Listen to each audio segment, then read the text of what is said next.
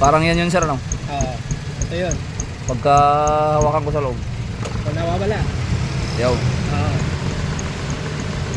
Oo. Okay.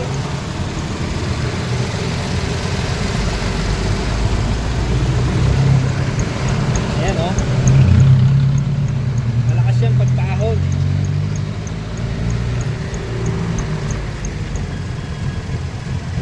Ayan, wala. Okay, may gagawin tayo dyan sir, may gagawin tayo. Wait lang. Ayan o.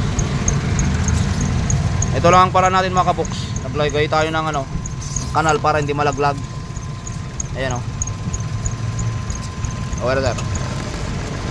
Akala ni sir kanina sa makina na. Kaya lang nung nag-test drive kami, nung bumitaw naman ako ng accelerator, andun pa rin yung ingay. So okay, yes sir. Yes sir. Wala na. Testing natin sir, testing. Ikot natin, test drive.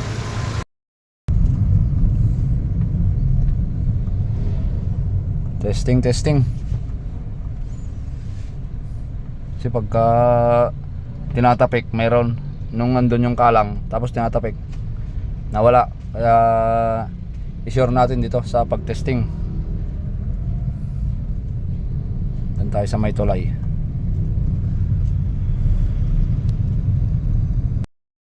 Nawala na. Sir, nawala na agad, sabi na sir, parang kada pa lang kami dito sa tulay. Nawala na. Pagbalik namin, double check. Pagbalik, i-sure natin. Hindi ka mag-U-turn dyan sir. Tapos birahin mo ulit yan doon sa pakyat sa tulay. Yan, balik tayo.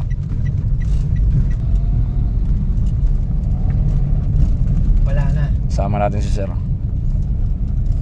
Wala na. Okay sir, ayos na sir. Wala na yung pinoproblema mong ingay.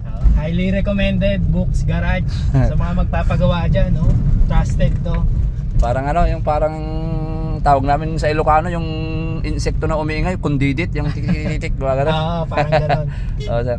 Ayos. Thank you sir. Okay.